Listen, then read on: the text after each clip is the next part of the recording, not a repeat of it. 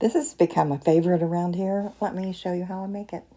Start by steaming a 9-ounce bag of spinach, or if you have frozen spinach, that works just fine as well.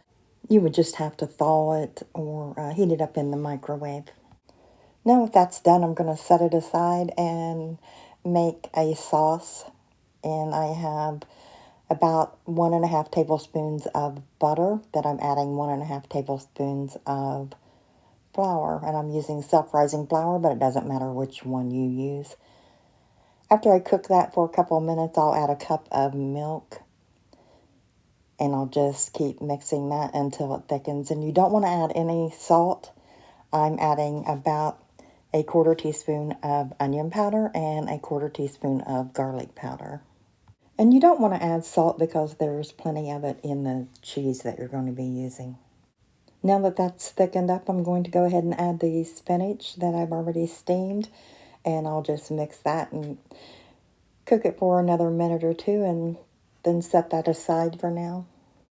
I'll start preparing the dough for the crust now, and I'm just keeping this really easy and using a pizza crust mix.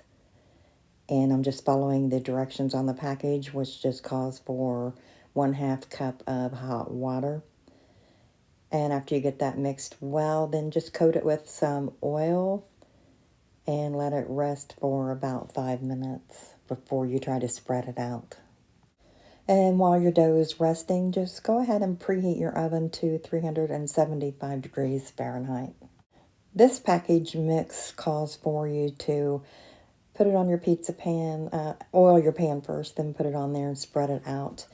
And then prick some holes in it with a fork and then bake it for about 5 minutes before you put your topping on. So you'll put that in your preheated oven and then start preparing your toppings. So I'm cutting up the mozzarella cheese. If what you have is shredded mozzarella, that's fine, that'll work. And the pizza crust has been in the oven for about 5 minutes, so I'm going to start topping that. And I'll put the spinach mix on first. And you won't use all of this. I'm saving half of it for another recipe that I will be uploading in a couple of days. So then I'll put the mozzarella on and grated parmesan. I prefer the grated for a pizza over the shredded, but you do what you like, whatever you have on hand. So now I'm adding the sun-dried tomatoes. And after that, I will add feta cheese. And I do add quite a bit more feta. It really takes this pizza over the top. It really is delicious.